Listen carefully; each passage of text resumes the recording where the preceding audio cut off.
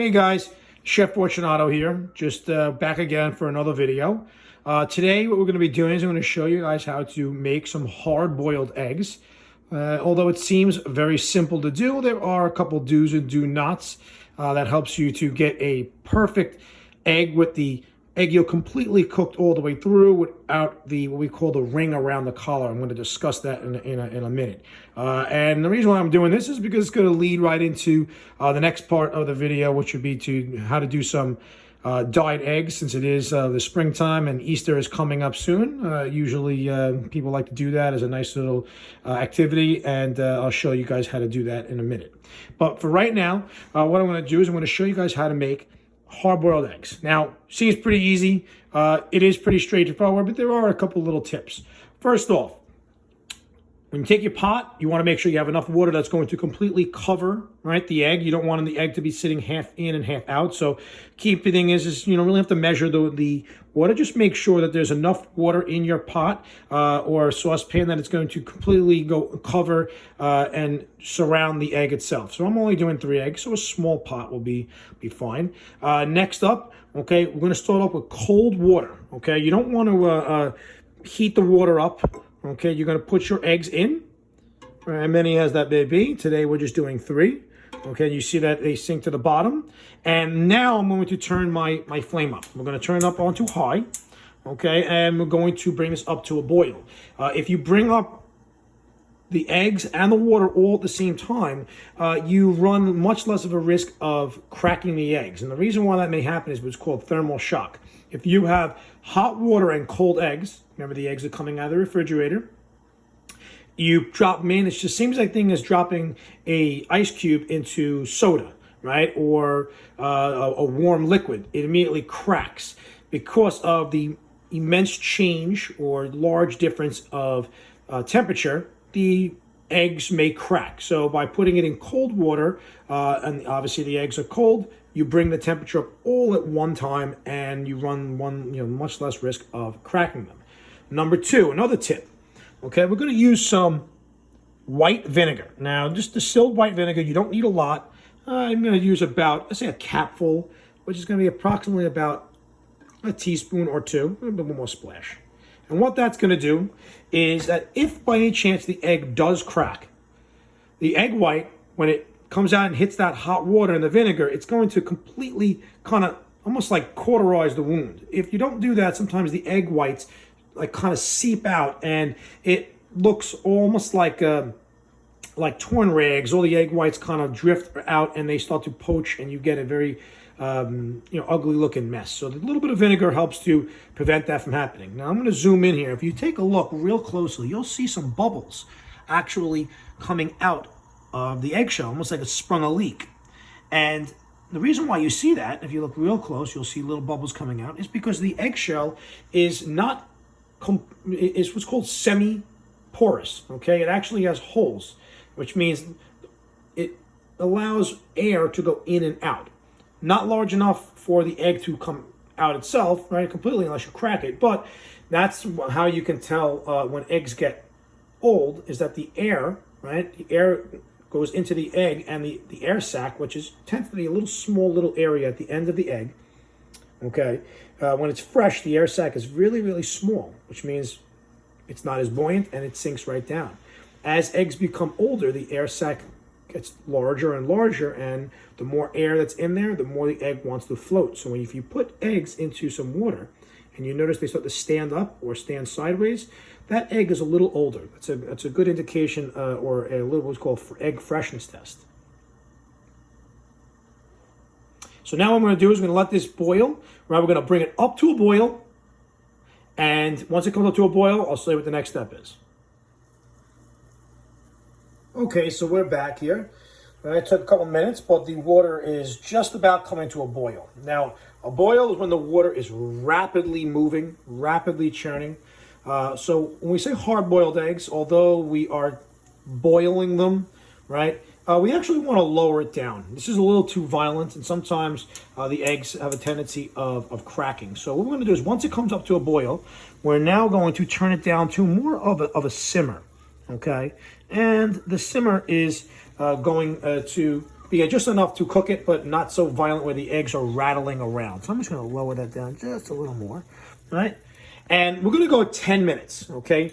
10 minutes on it. I'm going to use my trusty egg timer, no pun intended, okay? And then we're going to go about 10 minutes. If you go any more, I'm going to just discuss here's a little science coming at you.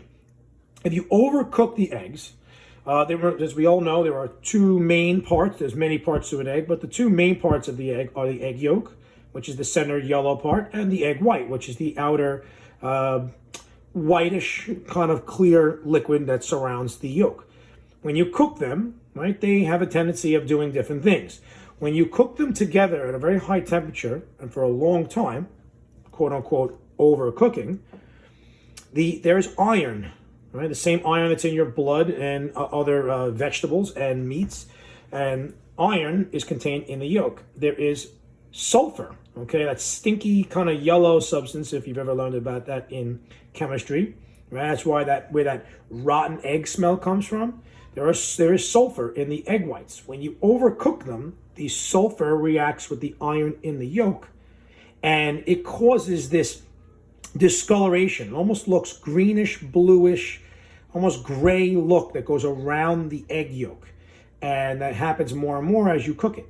If you overcook your egg, you'll notice when you cut your hard-boiled egg in half, you'll notice this, instead of a yellow color, this green, kind of ugly gray kind of color that's surrounding the yolk.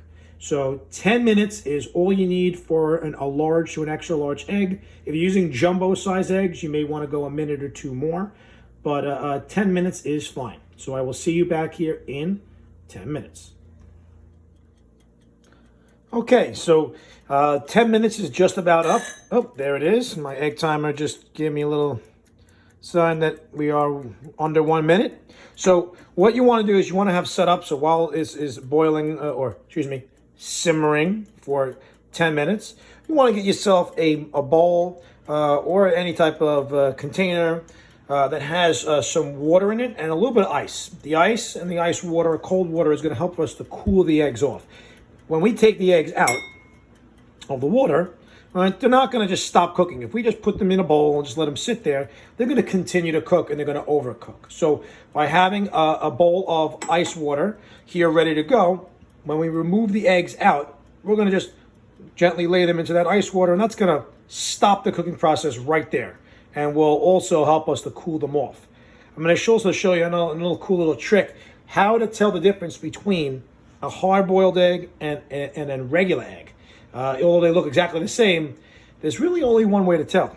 All right, so my timer is up. I'm going to remove the eggs out. So a little slotted spoon, okay, or a spoon that has some holes in it, will allow you to drip some of the water away. And we're going to just drop this right on into that nice cool ice water. All right, if you're good enough, let's see if we can get two. All right, you don't want to drop them. And we're going to lay those right in there, right? And letting them sit for about 10 minutes is going to be good enough for you to peel them or do what you need to do. Okay, the next video I'm going to show you is how to dye the eggs. But if you look at the eggs, they look exactly the same. The egg I have here in the white bowl is a fresh egg that is not hard boiled. And as you can see, if I take this out, we have a hard-boiled egg. Look exactly the same. Okay, obviously I know which is which by knowing where they came from, but if you look at them real quickly, there's really very little difference. Right? There's no, they don't take on any other color. Okay, they look exactly the same. Now, how does one tell? So here's a little more science. Right, inside the fresh egg, we're going to talk something about like fluid dynamics. Right, this is kind of crazy. Now, since the egg whites inside that egg are still fluid, they haven't been cooked. When you spin this egg, right, it's going to want to continue to keep moving. And what I mean by that is if I'm going to spin this egg and I take my finger and I stop it and I let go, it continues to move a little. Because the water that is spinning around in a circle, even though we stop the shell, the water wants to continue to keep spinning. So let me show you one more time. All right, if I spin that egg and I stop with my finger, and I let go, it continues to keep spinning, right? Because the water or the liquid in the inside wants to keep moving. On the other hand, if we take a hard-boiled egg, since everything now in there is cooked, the eggs are coagulated, which means they're solid, they're no more longer a liquid. If I spin that egg, right, so it doesn't hit anything, spin that egg, and I stop with my finger, it does not go anywhere. Show you that again, right? Spin the egg, stop with my finger, it completely stops because the solid on the inside is not continuing to move, right? On the other hand, let me show you one more time. Right. The liquid on the inside wants to keep moving. So there you go. We have hard-boiled eggs. Very simple. They store in the refrigerator for over a week, right? So you can make them ahead of time. And stay tuned to my next video, which will show you how to dye the eggs. Thanks, guys.